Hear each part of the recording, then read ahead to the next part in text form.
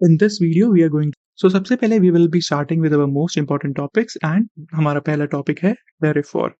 क्यों डोलन भाई हमारे टैरिफ वॉर करवा रहे हैं? टू अंडरस्टैंड दैट हमें कुछ थ्योरीज पता होनी चाहिए फॉर पीएसआईआर, बट क्योंकि ये जीएस है उसमें डेप्थ में जाकर थ्योरी समझने की जरूरत नहीं है। बेसिक आइडिया अंडरस्टैंडिंग भी होगी, that will be sufficient. Because यहाँ पर एनालिटिकल क्वेश्चन आएगा, उससे इम्पैक्ट रिलेटेड क्वेश्चन आएगा जीएस में।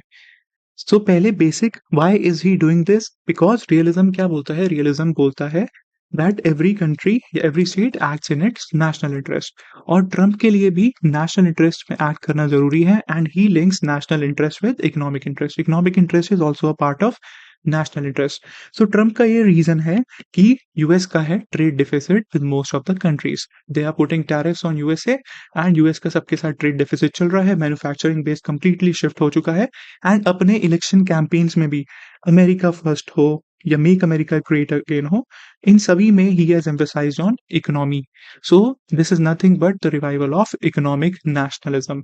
ट्रम्प का यही पर्पस है कि सारे मैन्युफैक्चरिंग बेसिस वापस से यूएस में शिफ्ट हो जाएं एंड जो ट्रेड डेफिसिट है उसे कवर कर पाए। And he is aggressively pushing for trade deals. इसीलिए टैरिफ लगा रहा है कि आओ मेरे साथ ट्रेड डील करो, बैलेंस डील करो, ताकि डेफिसिट्स कवर हो सके एंड मैन्युफैक्चरिंग बेस यूएस में आ जाए। इलेक्शन कैंपेन में भी this was his primary priority. ये है हमारा प्राइमरी रीजन। और सेकंड रीजन क्या है? सेकंड रीजन ये है, द ग्रैंड स्ट्रैटेजी क्या है यूएस फॉरेन पॉलिसी की? That is to maintain its hegemony. अपनी हेजीमनी बचाना, मेंटेन करना इज द ग्रैंड स्ट्रैटेजी। अब क्या हो रहा है? हेजीमन आया, यूएस हेजीमन बन गया, उसने लिबरल वर्ल्ड ऑर्डर एस्टैब्लिश करा, ट्रेड नॉर्म्स, डब्ल्यूटीओ, ग्लोबलाइजेशन, ये सब उसने एस्टैब्लिश करे। But what happened? किसको फायदा हुआ? ट्रम्प के अकॉर्डिंग एंड स्कॉलर्स के अकॉर्डिंग इससे ज्यादा फायदा हुआ चाइना को। चाइना हैज बिकम एक रिविजनिस्ट पावर है चाइना, जो स्टेटस क्विस्ट पावर यूएस को हर जगह पर चैलेंज कर रहा है एंड इनफैक्ट ट्रेड में भी चैलेंज कर रहा है। इसीलिए यूएस डज नॉट वांट कि चाइना उसकी हेजेमनी को चैलेंज करे, और जो ट्रेडिशनल रूल बेस्ड हमारी ट्रेड चल रही है वो उसे डिस्टर्ब करना चाहता है, स्पेसिफिकली चाइना को, उसके मैन्युफैक्चरिंग बेसिस को एंड बाकी सारी कंट्रीज को टारगेट करना चाहता है। अगर बेसिक अंडरस्टैंडिंग बनानी है, this is our primarily reason जिसकी वजह से ये हो रहा है। इसीलिए चाइना पर भी उसने टैरिफ लगाए एंड डब्ल्यूटीओ को भी वो इसीलिए ही नहीं चलने दे रहा। यही दो प्राइमरीली इसके रीजंस हैं जिसके बेसिस पर these actions are being taken. बस this is more than enough, इससे ज्यादा you do not have to go. PSIR के लिए जाना चाहिए but not for GS. Now what happened? हुआ क्या? ट्रम्प अनाउंस्ड, मोदी जी मिले, मोदी जी के मिलने के बाद ही ट्रम्प ने टैरिफ अनाउंस कर दिए। He announce reciprocal tariffs, multiple countries को टारगेट किया, including India, China, Canada, Mexico, सब पे उसने लगाए reciprocal tariffs. And what's funny is कि मैक्सिको एंड कनाडा के साथ ऑलरेडी एफटीए उन्होंने किया, नाफ्टा वाज रिप्लेस्ड, उसके बाद दोनों के साथ एफटीए साइन किया, बट उनके ऊपर भी टैरिफ लगा दिया। इतनी ज्यादा पॉलिसी अनसर्टेनिटी है with Donald Trump. Now these tariffs range from 10%, base tariff लगा दिया 10% का, उसके ऊपर एडिशनल टैरिफ्स भी लगा दिया। हाउएवर बैकलैश हुआ, डिस्ट्रप्शंस हुई, उसकी वजह से एक हफ्ते में पॉज भी कर दिया। अब क्या हो गया था? 90 डेज के लिए दे पॉज इट। जो एडिशनल टैरिफ है, लेट्स से 26% एडिशनल टैरिफ है, वो पॉज कर दिया, बट जो बेस टैरिफ है 10% वो कंटिन्यू ही रहेगा। टाइम दिया कि 90 डेज है, come make a deal with us. We are already negotiating, सारी कंट्रीज नेगोशिएट कर रही हैं, इंडिया भी एफटीए नेगोशिएट कर रही है एंड ट्रेड डील नेगोशिएट कर रही है विद यूएसए। अंडरस्टूड? यही रीजन है, और प्राइमरली ट्रम्प ने रीजन दिया है यूएस ट्रेड डेफिसिट को और जियोपॉलिटिकल चैलेंजेस, दैट इज जो चाइना लेड चैलेंज मिल रहा है उसकी हेजेमनी को, B it in international her sphere में और इकोनॉमिक स्फीयर में भी।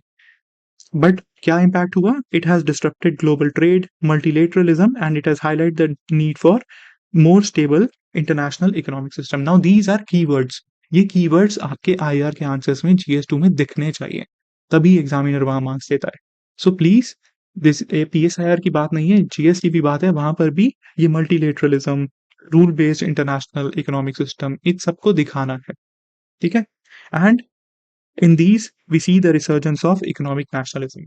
नाउ अब ट्रेडिशनली क्या है? रूल बेस्ड हमारा वर्ल्ड ऑर्डर है, रूल बेस्ड हमारा सिस्टम है, उसमें डब्ल्यूटीओ के थ्रू ये सारी चीजें टैकल होती हैं, बट डब्ल्यूटीओ को बाईपास किया हुआ है, डब्ल्यूटीओ को वैसे ही यूएसए चलने नहीं दे रहा। वो हम आगे टॉपिक पढ़ेंगे जब डब्ल्यूटीओ का, then I will explain you in detail क्या इशू चल रहा है। बट डब्ल्यूटीओ को चलने नहीं दे रहा and he invoked this International Emergency Economic Powers Act IEEPA। So इसको लिखना चाहते हो तो लिख सकते हो that this was invoked and यही चीज थी ट्रंप ने बोला है कि tariffs are not economic nationalism, it is common sense. अब उसका रिस्पॉन्स क्या हुआ, every country has responded in its own way, किसी ने काउंटर टैरिफ्स लगाए और यही सब हो गया। तो चिकन गेम्स हो गई, ट्रंप ने चाइना पर लगाया कि लो 10%, चाइना ने कहा ले 20%, फिर इसने 50, उसने बोला 100, उसने बोला ले अब 145 लगाता हूँ। सो यही चल रहा था दोनों के बीच में and China retaliated. China said if war is what US wants, B it a tariff war चाहिए, ट्रेड वॉर चाहिए, कोई भी वॉर चाहिए तो आ जाओ, लड़ने के लिए हम तैयार खड़े हैं। So this was China's replies and जो ट्रेडिशनल यूएस अलाइज हैं, बी इट नेटो के हो गए, नॉर्थ अमेरिका के हो गए, कनाडा हो गया, EU पावर्स हो गई, एवरीवन क्रिटिसाइज्ड इट, सबने अपने अपने इस पे इंडिविजुअल रिस्पॉन्सेज दिए थे, उसमें डिटेल में जाने की there is no need. Now अब सॉल्यूशन बचता क्या है वो भी आगे देख लेंगे, हमारे पास क्या ऑप्शंस हैं वो भी आगे देख लेंगे। एंड सिमिलरली एस जयशंकर ने भी in on this incident he said that the global order is under visible churn and every regions need to look out for itself। तो अब हमारी जो सप्लाई चेन होगी उसमें border countries become more important.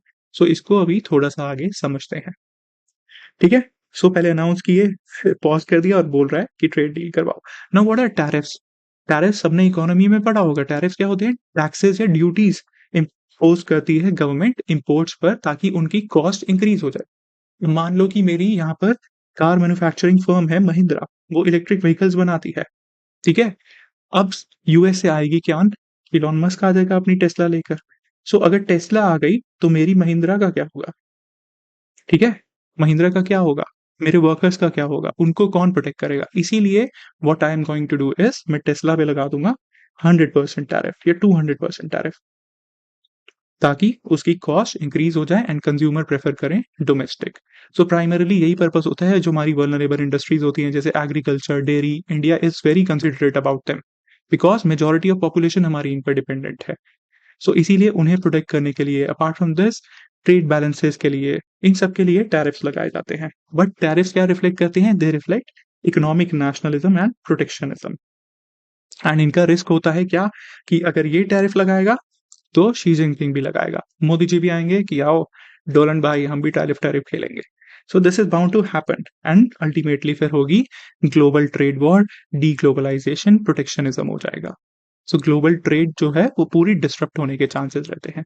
So keep this thing in mind. ये keywords जो red में marked हैं प्लीज इन्हें आंसर्स में यूज कर लेना।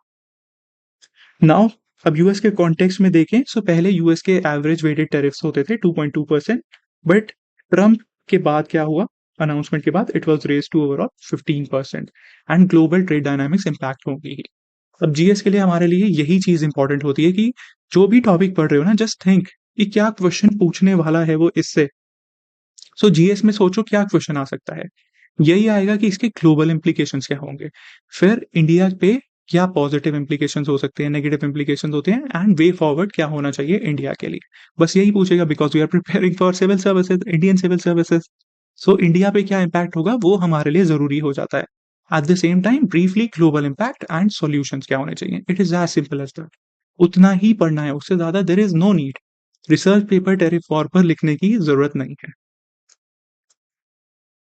सो ग्लोबल इम्प्लीकेशंस इसके पहले समझते हैं। ग्लोबल इम्प्लीकेशंस हमारे क्या होने वाले हैं? प्रोटेक्शनिज्म होगा, वी हैव ऑलरेडी डिस्कस। ये लगाएगा तो शी जिनपिंग भी लगाएगा एंड हुआ भी वही, काउंटर रिटेलिएशन किया उन्होंने एंड अल्टीमेटली 1 महीने बाद चाइना के साथ उसे डील करनी ही पड़ी ट्रंप को भी। He also backed of and पहले जो इलेक्ट्रॉनिक्स पे लगाया था वो भी हटा दिया जब उसे पता चला कि भाई आईफोन भी महंगा हो जाएगा and everything is going to get costlier electronics US में। और चाइना ने कैसे रिटेलिएट किया?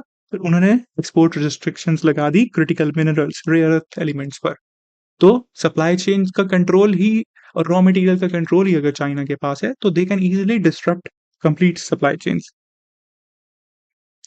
फिर स्लो डाउन होगा हमारा ग्लोबल ट्रेड में। ऐसा ही व्हेन ट्रम्प केम, जब पहला ट्रम्प का पहला टर्म था, एट द सेम टाइम तब उसने यही सिमिलर चीज करी थी। तो उसका प्राइमरली रीजन है ही यही। फिर ग्लोबल ट्रेड कम हो जाएगी, सप्लाई चेन डिस्ट्रप्शन हो जाएगी, ये हमने देख लिया। डिकपलिंग होगी, डाइवर्सिफाई करना पड़ेगा एंड इंस्टीट्यूशनल इरोजन हो रहा है। अब ये सारे exact keywords, institutional erosion, supply chain disruptions, please write them. पूरा पॉइंट लिखने की जरूरत ही नहीं है वहां, खाली इतना पॉइंट लिखो। क्या इम्प्लीकेशन होगा? Supply chain disruptions as China से बेसिस शिफ्ट करने पड़ेंगे उन्हें due to higher cost, higher tariffs, that is it. बस इतना पॉइंट लिखना होता है वहां पर। ऐसे ही institutional erosion undermines WTO bypassing dispute settlement, बस इतना सा पॉइंट लिख दो। पूरा भी नहीं लिखने की जरूरत, इतना भी लिखोगे ना that is more than enough, because हर चीज यहाँ डिटेल में नहीं लिख सकते। दिस इज बीन प्रोवाइडेड ताकि पढ़कर समझ लो, उसके बाद इसको बस इतना इतना शॉर्ट में लिख दो, मोर देन इनफ है। फिर क्या होगा और सोचो क्या होगा? जयशंकर ने क्या बोला था? यही कि रीजनल ब्लॉक्स मोर इंपॉर्टेंट बन चुके हैं, सो रीजनल ट्रेड्स बढ़ेगी। जैसे आरसीईपी हो गया, मर्कोसार हो गया, तो countries will diversify away from US की markets. Apart from that what was happening is US के जो ट्रेडिशनल अलायंस थे they also become apprehensive and they will also move towards China led initiatives या अपने खुद के alliances बनाएंगे। So ultimately it risks, US के लिए भी रिस्क है that it will lead to isolation of US as trading partners, alternatives ढूंढ रहे हैं।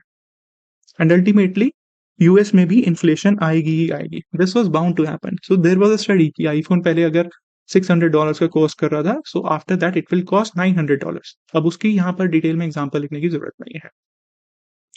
सो इलेक्ट्रॉनिक्स, ऑटोमोबाइल, अब इन सब सेक्टर्स के लिए, रॉ मटेरियल्स के लिए वो सब डिपेंडेंट है। एंड क्या है, फैक्ट्री एक दिन में तो लग नहीं जाएगी, मैन्युफैक्चरिंग प्लांट, लेबर कहाँ से आएगी?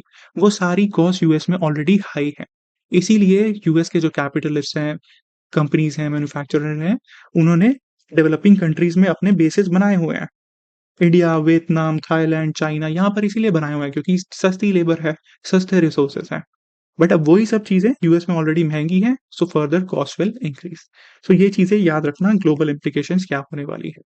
नाउ इंडिया और यूएस के कंसर्न्स पे चलते हैं। इंडिया के साथ क्यों वो टैरिफ टैरिफ खेलना चाहता है? डिस्पाइट मोदी जी की इतनी बढ़िया दोस्ती है डोलन भाई के साथ, फिर भी डोलन भाई ऐसा क्यों कर रहे हैं मोदी जी के साथ? सो ऐसा इसीलिए कर रहे हैं बिकॉज यूएस डिमांड्स कि हम अपना agriculture, dairy, energy sector open करें। ठीक है, वो हमारी मार्केट एक्सेस करना चाहता है स्पेसिफिकली इन सेक्टर्स के लिए, but we are very conservative when it comes to agriculture and dairy. Vote bank बोल लो या देश की इकोनॉमी बोल लो, देश क्या है, पूरा किसानों के भरोसे ही चल रहा है। ठीक है, एम्प्लॉयमेंट देख लो, हर जगह देख लो, agriculture and dairy are very important हमारे लिए, पॉलिटिकली भी, इकोनॉमिकली भी। एंड इसीलिए ये सेक्टर नहीं ओपन करना चाहते हम। फिर क्या बोल रहा है वो? जेनेटिफाई जीएम क्रॉप्स की एक्सेस मांग रहा है कि मार्केट एक्सेस दे दो। सो यहाँ ऑलरेडी सुप्रीम कोर्ट ने रिस्ट्रिक्शन लगाए हैं, despite that they are asking for GM crops की एक्सेस, और बोल रहा है कि एग्जेम्पशंस दो। जैसे ऑटो टैरिफ के अगर केस में देखें ऑटोमोबाइल में, तो इट इज अराउंड 100%। ठीक है, सो इंडिया का अगर एवरेज टैरिफ है, सो वी चार्ज अराउंड 7.7%, और यूएस के केस में क्या होता है, जब हम इंडिया से बेचते हैं तो दैट कम्स अराउंड 2.8%। तो वो बोल रहा है कि इसको रेशनलाइज करेंगे। तो ये 7.7 है, बट यूएस का ये भी कहना है कि in reality it becomes very high because ये वेटेड एवरेज है। सो इन सब की डिटेल्स में अगर नहीं भी जाओगे, डेटा याद नहीं होता, तो that is all right, but concept को समझ लो। अब ऑनगोइंग ट्रेड्स हो रही हैं, नेगोशिएशन हो रही हैं। इंडिया ने बोला है कि हमें एग्जेम्पशन दे दो जो 100% एडिशनल ड्यूटीज लगाई है, and FTA talks are already ongoing, but उन सब में ये हमारे इश्यूज बन रहे हैं, कंसर्न्स बन रहे हैं। ठीक है, at the same time India बोल रहा है कि हमें जीरो ड्यूटी एक्सेस दो हमारे टेक्सटाइल्स के लिए, लेदर के लिए, फार्मा के लिए, बट उसके लिए भी ये मना कर रहा है। सो सारी चीजें अपने बेनिफिट के लिए, the sky wants. Now what is going to be the impact? तो ये चीज समझनी जरूरी है, क्या इम्पैक्ट होगा? पॉजिटिव इम्पैक्ट भी होगा और नेगेटिव इम्पैक्ट भी होगा। तो सबसे पहला पॉजिटिव इम्पैक्ट क्या होने वाला है? एज बेसिस शिफ्ट करेंगे कि चाइना पे हायर टैरिफ है, वियतनाम पर भी इंडिया से ज्यादा टैरिफ लगाया है, सो क्या करेंगे? Manufacturing hubs will shift, they will diversify, वो चाइना प्लस वन, चाइना का ऑल्टरनेटिव ढूंढेंगे। सो इस केस में India will emerge as an important player, and particularly electronics, pharma, textiles में ऑलरेडी हमारे हब्स एस्टैब्लिश हैं। So India can capture that market. Foxconn already iPhone production कर रहा है तमिलनाडु में। फिर क्या बेनिफिट होने वाला है? स्ट्रेटेजिक कन्वर्जेंस यूएस के साथ, नाउ ट्रेड टेंशन्स तो हमारी इंक्रीज हो जाएंगी, बट बिकॉज हमारी जियोपॉलिटिक्स ऐसी है, हमें चाइना को बैलेंस करना है, it will lead to increase alignments in other sectors. ठीक है, so rather than trade and economy we will be focusing on convergence in other sectors पर कॉपरेशन की बात करेंगे। फिर ट्रेड अपॉर्चुनिटी क्या मिलेगी हमें? इंडिया नेगोशिएशन ऑलरेडी चल रही है, एंड अब हमारा फर्दर टारगेट क्या है कि 500 बिलियन तक ले जाना। सो अगर हमने जल्दी ट्रेड डील सेटल कर ली तो फ्यूचर में ट्रेड पोटेंशियल और ज्यादा बढ़ जाएगी, बेनिफिट भी हो सकता है उसका। और क्या बेनिफिट होने वाला है? Strategic autonomy. अब क्या होगा, यूएस पर अगर हमारी रिलायंस कम हो रही है, we are going to look for alternatives, BRICS, SCO, इनकी पार्टनरशिप होगी एंड हमारा रोल उसमें स्ट्रेंथन होगा। ऐसे ही we will be focusing on middle powers के साथ अपने एफटीएस करेंगे। तो ये कीवर्ड लिखकर आना वहां पर, मिडल पावर्स। जैसे इंडिया यूएई का हुआ, ऐसे ही इंडिया यूके का प्लान हो चुका है, फॉर्मुलेज भी हो चुका है। सो ऐसे एफटीएस होंगे हमारे। Apart from that, Global South की लीडरशिप। अब क्या होगा, we will, as the world is looking for alternatives कि भाई डी डॉलराइजेशन करो, ट्रम्प यूएस के ऑल्टरनेटिव्स पर जाओ, वहां पर भी ब्रिक्स हो, G20 हो, वहां हमेशा हम यही चीजें एडवोकेट करते हैं, that we need a rule based international order.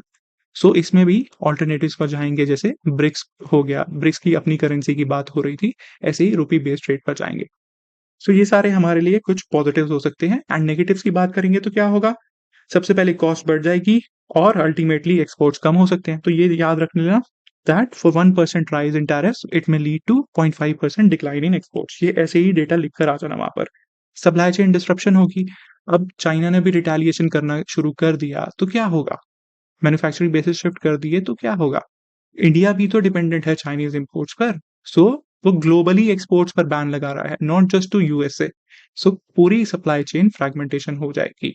And हमारी जो डोमेस्टिक फार्मा इंडस्ट्रीज है, because we are dependent API, हमारे एक्टिव फार्मास्यूटिकल इंग्रेडिएंट्स के लिए we are dependent on China, electronics के लिए, चिप्स के लिए अपनी, सेमीकंडक्टर्स। तो इन सब चीजों पे अगर रिस्ट्रिक्शंस लगा दी चाइना ने, सो हमारी इंडस्ट्रीज भी गई। फिर रिटेलिएटरी रिस्क। अब हमने अगर क्या किया, जैसे व्हाट हैपेंड वाज 2018 में व्हेन ही केम, तो इंडिया को GSP status, generalised system of preferences होता था, जो डेवलपिंग कंट्रीज को कंसेशन देते थे, ही रिमूव्ड इंडिया को उस सिस्टम से। तो इंडिया ने भी वापस थोड़े से टैरिफ्स बढ़ा दिए, तो फिर वही होगा, टैरिफ काउंटर टैरिफ, टैरिफ खेलेंगे वो। So ultimately it could escalate tensions with US and हमारे आईटी सर्विस एक्सपोर्ट को इम्पैक्ट करेगा। एंड लास्टली अगर देखें तो क्या होने वाला है, इकोनॉमिक प्रेशर आ जाएगा। ठीक है, ग्लोबल जीडीपी भी डिक्लाइन हो रही है, हमारे एक्सपोर्ट्स कम हो रहे हैं, डिमांड कम हो रहे हैं, तो हमारी जीडीपी ग्रोथ रेट भी डिक्रीज होगा। तो ये सारे नेगेटिव्स हैं and these are the positives. So keep these in mind. बहुत ही सिंपल है अंडरस्टैंड करना, अगर एक बार उसको समझ लिया तो। नाउ सोल्यूशन सोचो, अब सोल्यूशन क्या होना चाहिए, इंडिया के पास क्या ऑप्शन है? We have 3 options, Modi ji के पास 3 ऑप्शन है कि डॉलन भाई से जाएं, मिले, झप्पी डाले कि डॉलन भाई हटाओ इन सबको, टैरिफ्स को मिलकर बैठकर बात करते हैं, एक ऑप्शन वो हो गया। ठीक है, या फिर डायरेक्टली अपने सारे टैरिफ्स हटा दो, धमकी मान लो उसकी, या फिर रिटेलिएट करो, अपने टैरिफ्स बढ़ाओ और डब्ल्यूटीओ में जाकर चैलेंज करो। But this is not a practical option because WTO वैसे चल ही नहीं रहा। एंड रिटेलिएट करना, S Jaishankar has already said, China के केस में भी, यूएसए के केस में भी, कि स्ट्रॉन्गर इकोनॉमिक पावर को चैलेंज करना is not easy. Common sense है ये तो। सो इसीलिए डायलॉग, डिप्लोमेसी के थ्रू ही होगा, and eight the same time आत्मनिर्भरता पर फोकस करना पड़ेगा, एंड डाइवर्सिफिकेशन। जो हमारे एक्सपोर्ट्स हैं यूएस के मार्केट्स के बियॉन्ड भी बाकी मार्केट्स को एक्सप्लोर करो, एफटीए साइन करो और डाइवर्सिफाई करो, बिकॉज यूएस इंडिया का लार्जेस्ट ट्रेडिंग पार्टनर है एंड हमारा ट्रेड सरप्लस है विद रिस्पेक्ट टू यूएस। अभी आगे पढ़ेंगे यूएस वाले टॉपिक में। So yes, we have to diversify beyond USA भी, और मार्केट्स को एक्सप्लोर करना पड़ेगा। And regional benefit, regional blocs हैं, उनको लेवरेज करो, रीजनल कोऑपरेशन पर फोकस करो। अब ये सारे कीवर्ड्स अपने आंसर में डालकर दिखा देना। हर क्वेश्चन में आईआर से related you can use these keywords and you will have to use these keywords. So क्या करने की जरूरत है, बायलेटरल टॉक्स करो, एफटीए ऑलरेडी नेगोशिएट हो रहा है। एंड क्या है, इंडिया को कैसे देखता है वो, बैलेंसर देखता है। तो हमारी जो स्ट्रैटेजिक पोजीशन है दोनों की आपस में, उसकी उसको लेवरेज करो एंड एक अच्छी डील लेकर आओ वहां से। अपार्ट फ्रॉम दैट, डाइवर्सिफाई करो अपने ट्रेड पार्टनर्स, ट्रेड करो, EU, एशियान, ब्रिक्स, इन सब के साथ अपनी ट्रेड बढ़ाओ एंड फिर अपनी डोमेस्टिक इंडस्ट्री आत्मनिर्भरता पर फोकस करना चाहिए। अपार्ट फ्रॉम दैट ऑल्टरनेटिव्स ढूंढो, जैसे कि rupee based trade, de dollarisation पर फोकस करो and multilateral forums, WTO reforms, global south के इंटरेस्ट की बात करो to counter economic protectionism.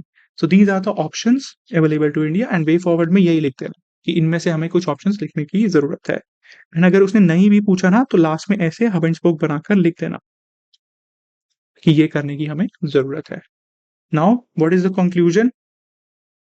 So conclusion simple सा है, ग्लोबल ट्रेड रिजाइम है, उसकी वल्नरेबिलिटीज एक्सपोज हो चुकी हैं। अब क्या हमारा सोल्यूशन क्या है? मल्टी अलाइंड ट्रेड पॉलिसी की हमें जरूरत है। Not only align to USA, हमें मल्टीपल अलाइनमेंट्स करनी पड़ेगी। ASEAN, BRICS, SCO, central Asia, west Asia, इन सब के साथ भी अपनी ट्रेड डाइवर्सिफाई करनी पड़ेगी। EU हो गया, EU के साथ भी we are already negotiating an FTA।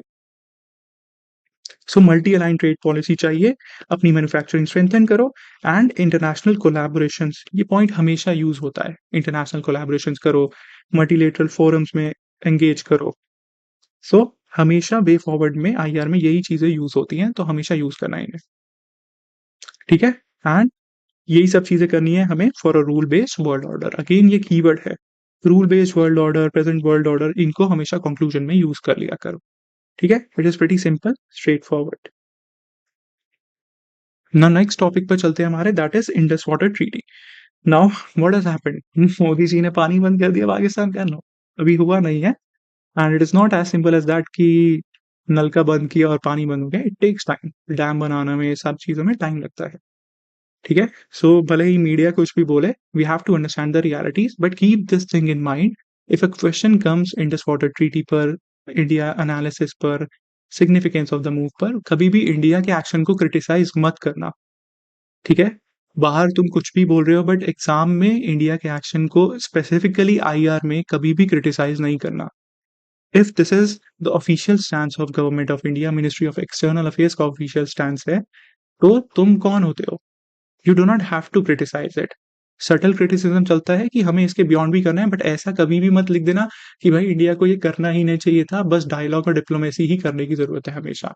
No, people who are checking the papers, everything has changed up, all the dynamics have changed. तो कभी भी ऐसे केसेस में please do not criticise India and pragmatically, real politics से देखो, realism से देखो, तो इंडिया का एक्शन बिल्कुल सही है, जस्टिफाइड है, बिल्कुल ठीक किया है मोदी जी ने, करना चाहिए था, इट वॉज लॉन्ग ड्यू।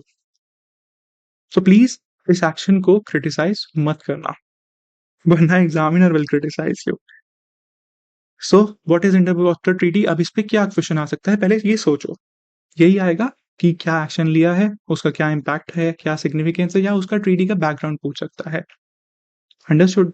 सो अब हुआ क्या है, we have put this in abeyance. Now keep this keyword in mind, वहां अगर आया सो आंसर में जरूर ये लिख कर आना that we have put it in abeyance. अब हमने ऐसा नहीं किया कि ट्रीटी से कैंसिल कर ली, फॉर्मली विड्रॉ कर लिया, हमने बोला है अबेयंस में रख रहे हैं, हम इसे सस्पेंड कर रहे हैं, इसके जो प्रोविजंस हैं हम उसे मान ही नहीं रहे।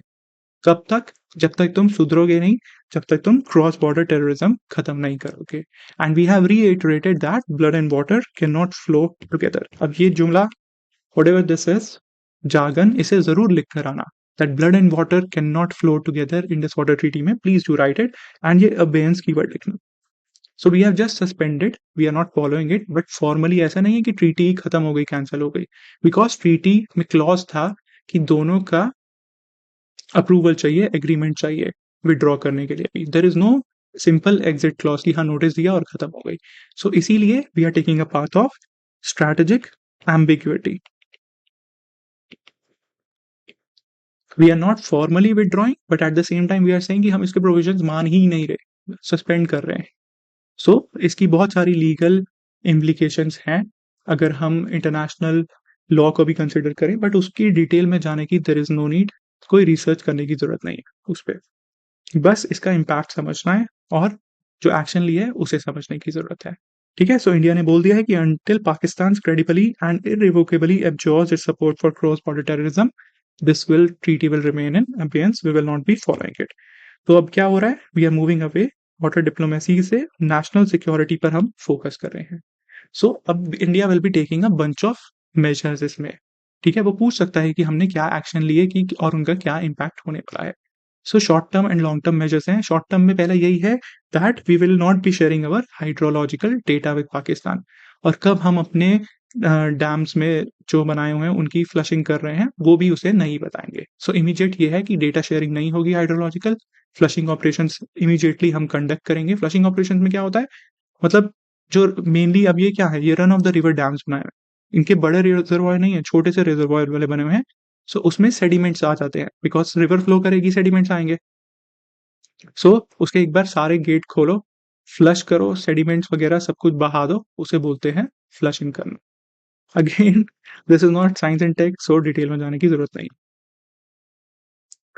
नाउ इंडिया ने किया क्या है अपार्ट फ्रॉम दिस, तो ऑन ये हो गया हमारा शॉर्ट टर्म में plan. And medium term and long term में क्या है, अपने हाइड्रो इलेक्ट्रिक प्रोजेक्ट्स इस पर बनाएंगे जिनका पाकिस्तान ऑब्जेक्ट करता था, जैसे किशन गंगा, रैटले डैम, इन सबको वो ऑब्जेक्ट करता था। So we are going to focus on them. Now we have already taken certain actions, जैसे चेनाब में अपना बगलिहार डैम है, उस पे हमने फ्लो रोक दिया था। फिर रिजर्वायर फ्लशिंग शुरू कर दी थी एट सलाल एंड बगलिहार। अब ये एक दो डैम के नाम याद रख लेना, बगलिहार डैम और Ratle and Krishna Ganga, Ratle, Ratle, what however it is pronounced. तो इन तीनों के नाम जरूर लिख कर आना वहां आंसर में, बगलिहार डैम, रैटल एंड किशन गंगा। और पाकिस्तान का क्या रिस्पॉन्स आया, पाकिस्तान ने बोला that disrupting a flow, water flow could be considered as an act of war. But Pakistan भी आ गया है, दे आर सेइंग कि आओ मिलकर बैठते हैं, बात करते हैं। So we are achieving our intention, our goal. So background देख लेते हैं, इंडियन वाटर ट्रीटी था क्या। It was signed in 1960, world bank ने ब्रोकर करवाई थी और रिवर एलोकेशन किया था। जो ईस्टर्न रिवर है ना, ये नीचे वाली तीन, सतलुज, ब्यास एंड रावी, सो इनका complete control was given India कि हम इनका अनरिस्ट्रिक्टेड यूज कर सकते हैं। ऑन दी अदर हैंड जो वेस्टर्न रिवर्स हैं, CGI, अब देखो ये इसका नाम कैसे याद रखना है, SBR, SBI से याद रख लेना, SBR, and this is CGI of India. तो चेनाब, झेलम, इंडस, वेस्टर्न रिवर्स पाकिस्तान को दे दी फॉर अनरिस्ट्रिक्टेड यूज, बट उसमें भी India is permitted non consumptive use के लिए। जैसे इरिगेशन, हाइड्रो पावर, उसमें हाइड्रो पावर में यही रिस्ट्रिक्शन थी कि रन ऑफ द रिवर वाले डैम्स बना सकते हैं, बट मेगा जो रिजर्वायर वाले डैम है वो नहीं बना सकते। बट द थिंग इज कि ऑलरेडी जो प्रोविजंस में अलाउड है, हम उतनी कैपेसिटी भी अभी यूटिलाइज नहीं कर पाए उसकी। ठीक है, सो ऐसा नहीं है कि अबेंस में रख दिया तो एक दिन में सब कुछ हो जाएगा। Will have to focus infrastructure, dams, hydro electric projects बनाने पड़ेंगे वहां पर। और उसके बाद अगर डैम बना भी दिए तो पानी कहाँ लेकर जाओगे, रोकोगे भी तो, where is it going to go, irrigation कहाँ है, सिस्टम्स डेवलप हैं, कुछ भी डेवलप नहीं है। ठीक है, तो इसकी एक सिंबॉलिक सिग्निफिकेंस है। So keep this thing in mind, but criticise इतना हेविली मत करना अगेन इस डिसीजन को। उसमें ऐसे लिख सकते हो सटली कि however at the same time हमें proactively dams, hydro electric projects build करने पड़ेंगे। बस इतना लिख देना कि प्रोएक्टिवली हमें करने की जरूरत है, एक ये कंसर्न है। एंड इंफ्रास्ट्रक्चर बनाना पड़ेगा, that would require certain amount of time. Short term में नहीं, long term and medium term में होगा। बस इतना ऐसे सटली उसको क्रिटिसाइज करना अगर करना होगा तो, इससे ज्यादा नहीं करना। फिर इसके बाद क्या होता है, हमारा परमानेंट इंडस कमीशन है, इसमें कॉपरेशन, डेटा एक्सचेंज, उन सब चीजों के लिए, एंड डिस्प्यूट रेजोल्यूशन मैकेनिज्म दिया हुआ है article 9 of Indus water treaty. अब इसमें क्या है, 3 स्टेप डिस्प्यूट रेजोल्यूशन दिया हुआ है। तो इंडस कमीशन, फिर न्यूट्रल एक्सपर्ट और कोर्ट ऑफ आर्बिट्रेशन। अब यही होता है, वो सीधा कभी इसके पास चला जाता है, कभी इसके पास चला जाता है। अब ये होता है, दोनों के अपने अपने अवार्ड हो जाते हैं। तो वो इंडिया बोलता है कि हम इसकी बात क्यों माने, पाकिस्तान बोलता है हम न्यूट्रल एक्सपर्ट की बात क्यों माने। बिकॉज ऐसा नहीं है। अब इंडिया कह रहा है कि पहले उसके पास जाओ, या पाकिस्तान बोल रहा है कि पहले ऑर्डर होना चाहिए कि पहले न्यूट्रल एक्सपर्ट के पास जाओ, फिर कोर्ट ऑफ आर्बिट्रेशन के पास जाओ, ऐसा होना चाहिए। बट दूसरी साइड क्या बोल रही है, ऐसा नहीं है, you can go wherever you want to go, कि भले ही तुम न्यूट्रल एक्सपर्ट से डिस्कस कर रहे हो, बट सेम इशू हम कोर्ट ऑफ आर्बिट्रेशन में भी ले जा सकते हैं। सो एम्बिग्यूटी है ये, वेगनेस है। इसकी वजह से क्या होगा, यहाँ से अलग अवार्ड आ गया, यहाँ से अलग अवार्ड आ गया, सो डिस्प्यूट होगा। So this is the primary issue with dispute resolution mechanism इसके। बट इंडस वाटर ट्रीटी में एक चीज ये लिख लेना, that this has been the most successful water sharing treaty and it has survived 3 Indo Pak wars and multiple diplomatic crisis. ये जरूर लिख कर आना आंसर में, दिस इज वेरी इंपॉर्टेंट। ठीक है, सो ब्लड एंड वाटर अपेयंस, और ये चीज जरूर लिखनी है। वर्ल्ड बैंक भी लिख सकते हो और ये 3 डैम के नाम याद रख लेना और हमारा एक्शन क्या है। नाउ ऑनगोइंग इश्यू क्या था? हम ट्रीटी क्यों नहीं कंटिन्यू करना चाह रहे थे? तो it was not just about terrorism, उससे पहले भी हमने ऑफिशियली नोटिसेस दिए थे 2023 में एंड 2024 में कि हमें इस ट्रीटी को चेंज करने की ज़रूरत है। We have to rethink because जो प्रेज़ेंट हमारी रियलिटीज़ है, it is against that because India क्या है? अपर राइपेरियन स्टेट है, बट हम खाली 20% ही वाटर यूज़ करते हैं। नाउ हमारे अगेंस्ट है ये ट्रीटी, अगर देखा जाए तो। ठीक है? It is more tilted in favour of Pakistan because Pakistan के पास बेनिफिट है 80% वाटर अगर वो रिसीव कर रहा है, so it is highly beneficial to Pakistan than to us. ना ऑनगोइंग इश्यू क्या है? क्यों नहीं करना चाह रहे? तो terrorism and geopolitical strain, India ने बोल दिया blood and water can not flow together and तुम जब तक क्रॉस बॉर्डर टेररिज्म सपोर्ट करोगे, we will move away from all cooperation, भले ही चाहे वाटर में हो, डिप्लोमेसी में हो, कहीं पर भी हो। फिर और क्या इशू चल रहा है? पाकिस्तान का रिपीटेड लीगल डिलेस, तो रिकरेंट आर्बिट्रेशन की डिमांड करता रहता है। किशनगंगा डैम बनाना शुरू किया, वहां चला गया, रैटल डैम बनाना शुरू किया, वहां चला गया। So India sees this as an obstructionist tactics. फिर वाटर एसिमेट्री है, इंडिया 2 अपर राइपेरियन स्टेट है, हम खाली 20% ही यूज करते हैं। फिर आउटडेटेड प्रोविजंस है, मॉडर्न चैलेंजेस जैसे climate change, glacial melt, crowd border diffusion and इन सब चीजों को एड्रेस नहीं कर रहा वो। Apart from that parallel dispute mechanism, we have already seen this. Pakistan हमेशा सीओ है, इंडिया पहले न्यूट्रल एक्सपर्ट्स पे जाना प्रेफर करता है एंड बोलता है कि ये ऑर्डर होना चाहिए, तो इनकंसिस्टेंट रूलिंग्स आती हैं। फिर क्या इशू है इसमें? There is no exit clause, तो आर्टिकल ये क्लॉज 12(3) याद रख लेना, आर्टिकल नंबर और उसका clause 12(3) allows modification only via mutual agreement. इसीलिए पाकिस्तान कह रहा था कि इंडिया का जो डिसीजन है दैट इज इलीगल, तुम छोड़ ही नहीं सकते ट्रीटी। बट इसीलिए हमने क्या किया? नहीं छोड़ रहे, अबेयंस में रख रहे हैं, सस्पेंड कर रहे हैं। We are not leaving it, we are just suspending it, we are not following it. So smartly India ने खेला। उसके बाद इरेगुलर मीटिंग्स होती हैं उसकी और पाकिस्तान ग्राउंड वाटर वायलेशंस करता रहता है, हमारी रिवर्स का भी। सो ये सारे ऑनगोइंग इश्यूज चल रहे थे already with respect to treaty, जिसके लिए हम कह रहे थे कि रीनेगोशिएट करो। नाउ इंडिया ने क्या है, इंडिया का स्टैंड क्या है? Blood and water can not flow together, strategic leverage है, इंडिया चाहता है कि मॉडिफाई करें उसे और अपना infrastructure, dams, hydro power dams expand करना चाहता है, बनाना चाहता है इस पर। अब लेट अस सी इंडिया के मूव। तो कंसर्न्स क्या हैं इंडिया के मूव के और इंडिया के मूव क्या है, दोनों चीजें समझनी जरूरी है।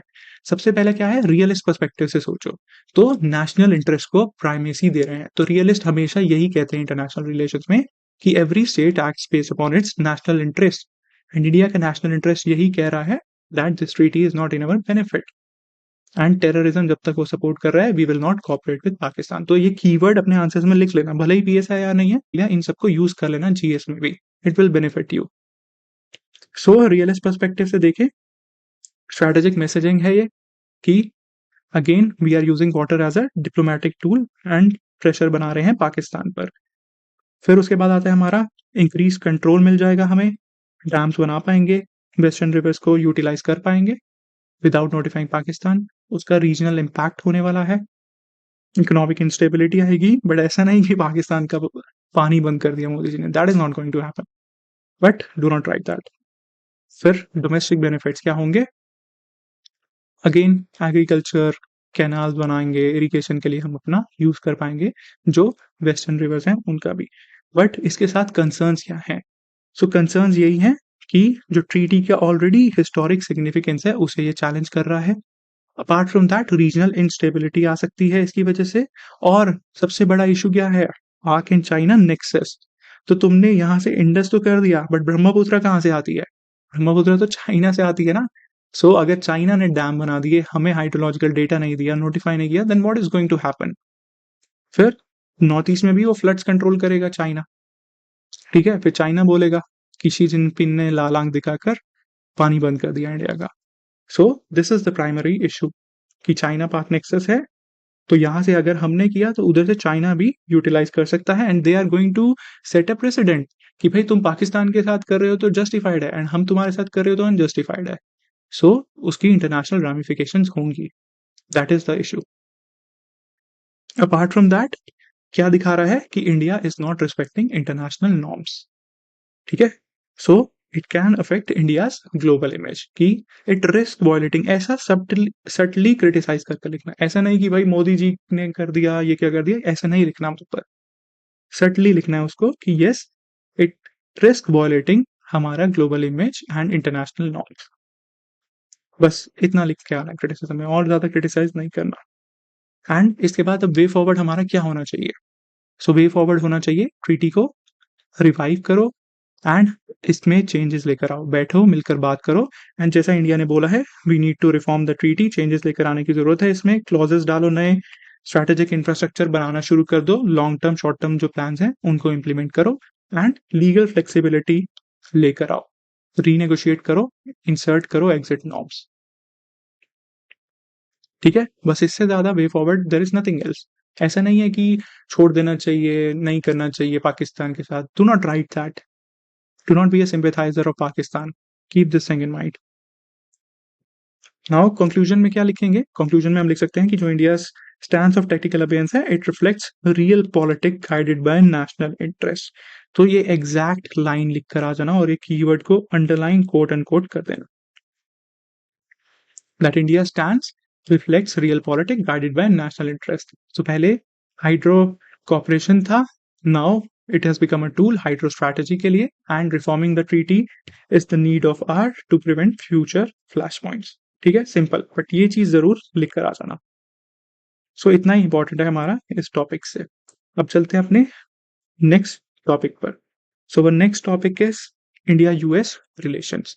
तो इंडिया यूएस पर कभी भी क्वेश्चन आएगा, my dear Donald Trump, my friend Donald Trump, तो हमेशा किससे शुरू करना है? डोलन भाई से शुरू नहीं करना, हमें शुरू करना है इससे।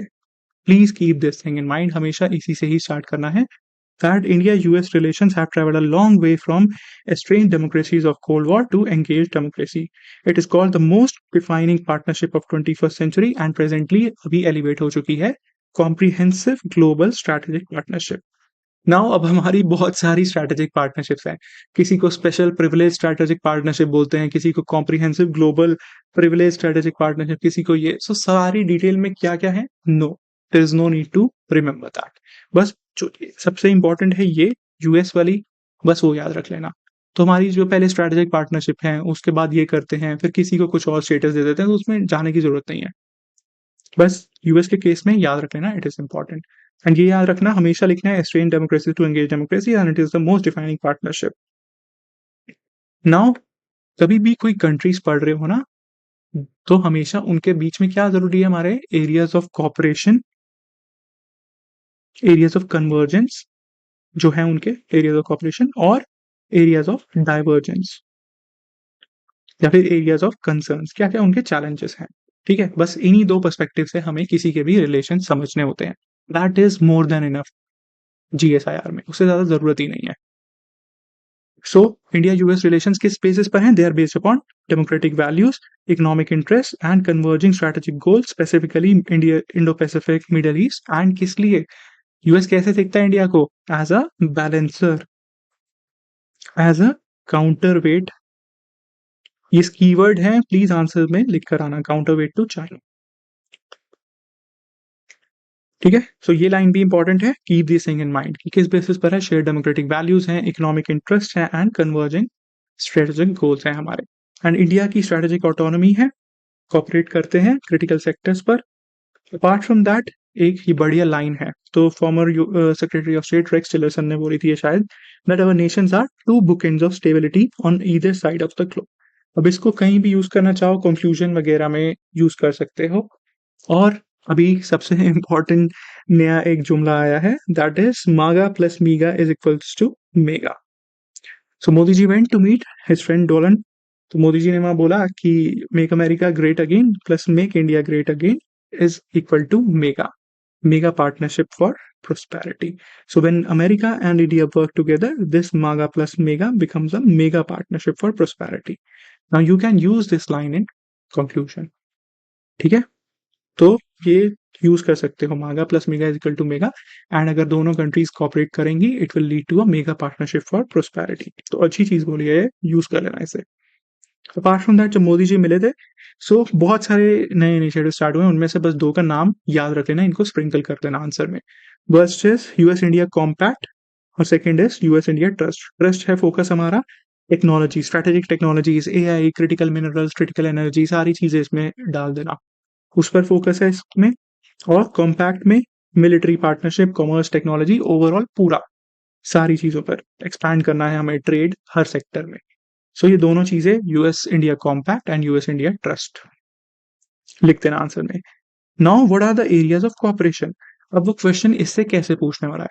अब ओवरऑल ज़रूरी नहीं है कि वो बोलेगा कि भाई यूएस इंडिया में एरियाज ऑफ कोऑपरेशन क्या है और कंसर्न्स क्या हैं वो बताओ। नो, हो सकता है वो स्पेसिफिक पूछ ले कि इंडिया और यूएस के डिफेंस एंड सिक्योरिटी टाइज को एनालाइज करो, कि इंडिया यूएस का टेक्नोलॉजी इनोवेशन में जो कोऑपरेशन है उसकी क्या सिग्निफिकेंस है, उसका क्या इम्पैक्ट है वो बताओ। तो वो कुछ पर्टिकुलर सेक्टर पर भी जा सकता है, ठीक है? बट ओवरऑल अगर हमें किसी भी कंट्रीज के लिए एरियाज ऑफ कोऑपरेशन देखने होंगे तो कैसे देखेंगे? हमेशा उसको हम दे सकते हैं उसकी geo strategic, geo economic, geo political significance. और अगर उसे हम डिटेल में डिवाइड करें तो क्या क्या हमारे पास आएगा? हमारे पास आता है डिफेंस एंड सिक्योरिटी। तो किसी भी 2 कंट्रीज में कोऑपरेशन होगा हमेशा इसी पर्सपेक्टिव से सोचना और ऐसे ही आंसर्स में पॉइंट जनरेट करना। डिफेंस एंड सिक्योरिटी, फिर जियो स्ट्रैटेजिक सिग्निफिकेंस होगी उसकी कुछ, जैसे इंडिया यूएस के केस में क्या है? Balancing China. Apart from that economic angle, geo economic आ गया हमारा, geo economic and trade ties. फिर एनर्जी कॉपरेशन होगा, इन्वेस्टमेंट होगा, कनेक्टिविटी होगी, कल्चर, कॉमर्स, कनेक्टिविटी। ये आसियान के साथ बताऊंगा 3 सीज होते हैं। फिर technology and innovation, people to people ties हमेशा होता है, क्लाइमेट एंड ग्लोबल इश्यूज होगा और मल्टीलेटरल कॉपरेशन। तो किसी भी कंट्री के साथ कॉपरेशन सोचना हो, जापान हो गया, रशिया हो गया, फ्रांस हो गया, हमेशा इन्हीं पर्सपेक्टिव से सोचना। Defence, geo strategic, economic, trade ties, investment, infrastructure, connectivity, trade, energy, climate change, technology, people to people ties हमेशा लिखना, कल्चर, कॉमर्स, कनेक्टिविटी, ये 3 सी याद रखनी, कहीं भी यूज कर सकते हो इसे। फिर climate change and multilateral cooperation, हमेशा इसी पर्सपेक्टिव से डायरेक्टली देखो 8 पॉइंट जनरेट कर पाओगे ऐसे विद अच्छे एग्जांपल्स। सो अब इसमें लिखना होगा ना, तो ऐसे लिखना और बस इतना ही लिखना। ये मैंने एक्सप्लेन करने के लिए थोड़ा-सा साथ में दिया है। While writing the answer you don't have to write ऐसे पूरा डिटेल में ये पॉइंट। बस इतना भी लिखोगे ना, डिफेंस एंड सिक्योरिटी, जैसे कि ये हो रहा है हमारा मेजर डिफेंस पार्टनर है with strategic trade authorisation status, STA one का स्टेटस दिया हुआ है। हमारी मिलिट्री एक्सरसाइज होती है, एग्जांपल मालाबार युद्ध अभ्यास, टाइगर ट्रायम्फ जो भी नाम है उसका, वो सारी होती है हमारी। बस ऐसे पॉइंट लिखा और एग्जांपल लिख दिया। अब ये पूरा लिखने की ज़रूरत नहीं है, designated India as MDP establishing technique, ये एक्सप्लेनेशन के लिए दिया है जस्ट।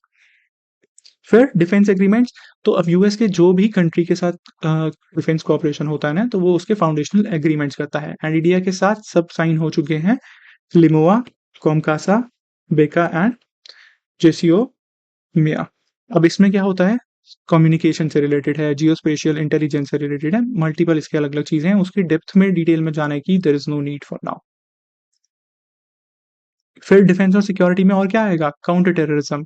अभी जैसे एक्स्ट्राडिशन हुआ था उसका, क्या नाम था उसका? राणा। वो आया था, एक्स्ट्राडिट करवाया था उसे, तो काउंटर टेररिज्म पे कर रहे हैं, इंटेलिजेंस शेयरिंग, आईएसआईएस, लश्कर, इन सबको टारगेट कर रहे हैं, यूएन की सैंक्शंस लगवा रहे हैं इनके ऊपर मिलकर, जिसको चाइना अपोज कर रहा था। सो यहाँ हो गया। फिर हमारा है, it help India gain entry into export control regime, जैसे एमटीसीआर में US played an important role, चाहता तो ब्लॉक करवा सकता था। फिर 2+2 डायलॉग्स होते हैं हमारी, मल्टीपल डिफेंस डील, आप कितने हेलीकॉप्टर खरीदे, कितनी मिसाइल्स खरीदी, कितने जेट्स खरीदे, no need to remember that, कोई ज़रूरत नहीं है उसकी, बेसिक 2-3 के नाम याद रख लो, अपाचे हेलीकॉप्टर्स, ग्लोब मास्टर लिए, यूएवीज लिए, दैट इज़ इट। बाकी ये चीज़ें हमारी इंपॉर्टेंट है, फाउंडेशनल एग्रीमेंट्स की ये मेजर डिफेंस पार्टनर है, 2+2 डायलॉग हो रहा है, that is more than enough. इससे ज़्यादा वहाँ लिख ही नहीं पाओगे, 50 मार्क्स का दे देंगे तब भी नहीं लिख पाओगे।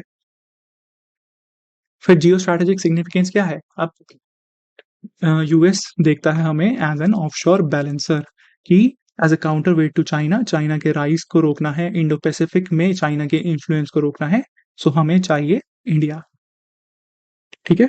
सो इंडो पैसिफिक में India is an important player and alignment है हमारा on free and open Indo Pacific. ये कीवर्ड लिखना है वहां पर हमेशा, चाहे इंडो पैसिफिक आए, इंडिया यूएस आए, इंडिया आसियान आए, इंडिया जापान आए, क्वाड आए, ऑकस आए, कुछ भी आए, please keep this thing in mind, free and open Indo Pacific.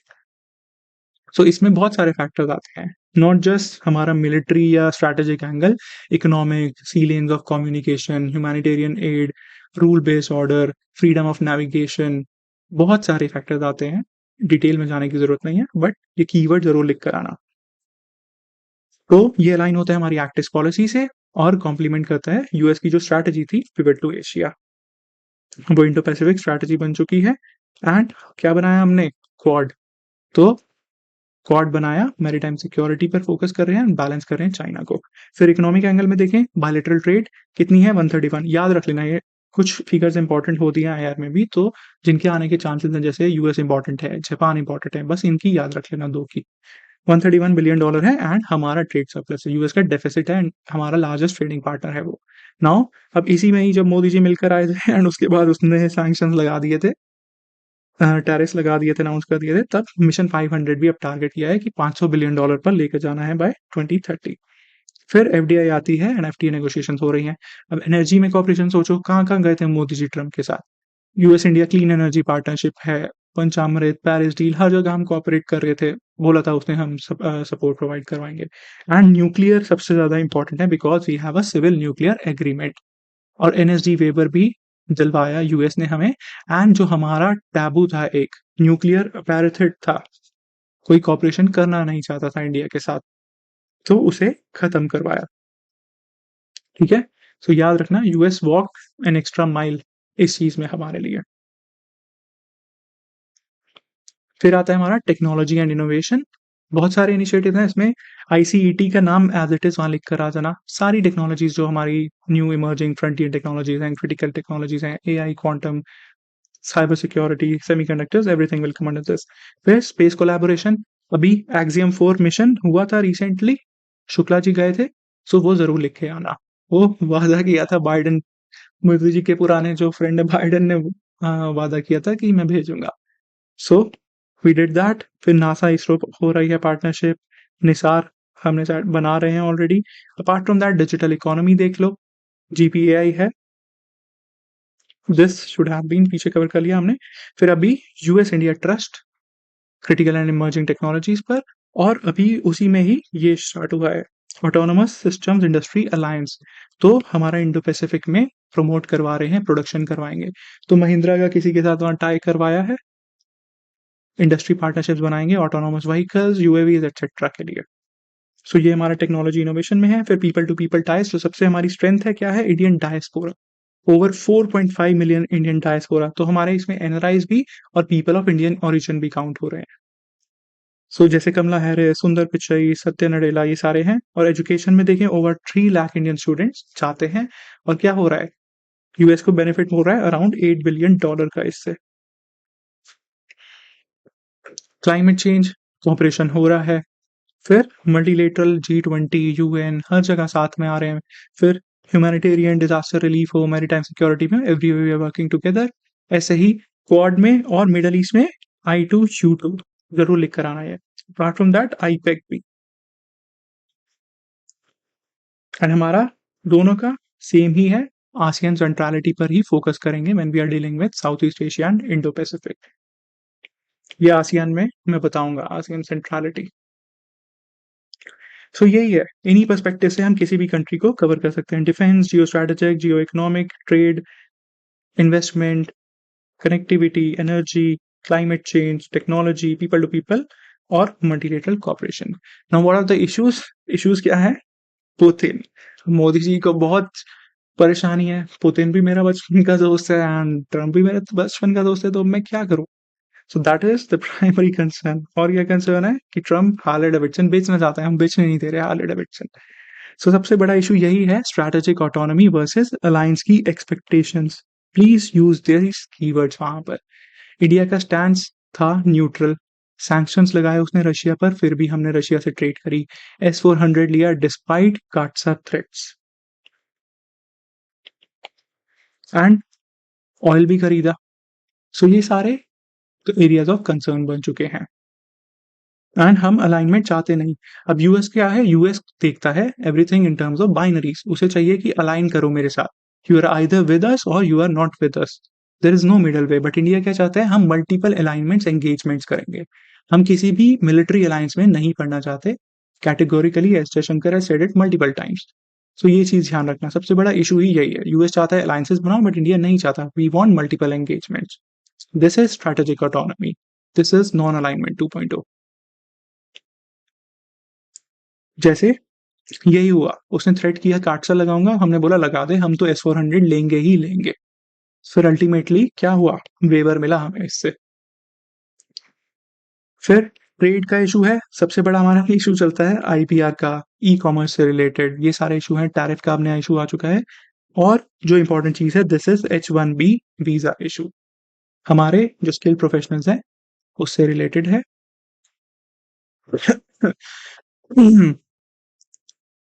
So this is also a major issue. And lastly, US has been criticising हमारे यहाँ पर ह्यूमन राइट्स वायलेशन, एंड जिसको मोदी जी ने बोल दिया है ऑलरेडी, प्रेस कॉन्फ्रेंस में भी बोल दिया था कि this is an India internal issue.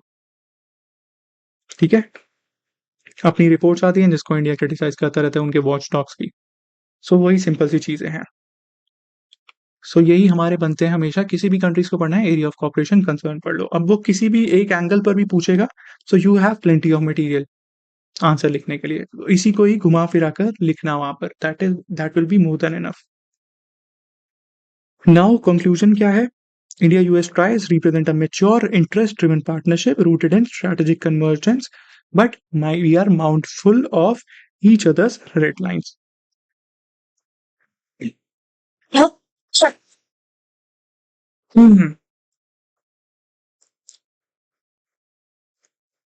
And in this changing world order, it can turn into a mega partnership for prosperity. So वो मोदी जी का जो था मेगा पार्टनरशिप फॉर प्रोस्पेरिटी डाल दिया हमने इसमें, हाईलाइट कर दिया अगेन उसकी सिग्निफिकेंस। तो ऐसे ही सिंपल कंक्लूजन लिख सकते हो, बट साथ में कोई कीवर्ड जुमला डाल देना कंक्लूजन में, world order, changing world order, real politics, इन सबको यूज कर लेना कंक्लूजन में, बहुत बेनिफिट होता है। नाउ पीवाईक्यू देख लेते हैं, क्या पूछा है उसने। The question is what introduces friction into the ties between India and United States. What introduced friction in the ties between India and United States is that Washington is still unable to find for India a position in its global strategy which would satisfy India's national self-esteem and ambitions.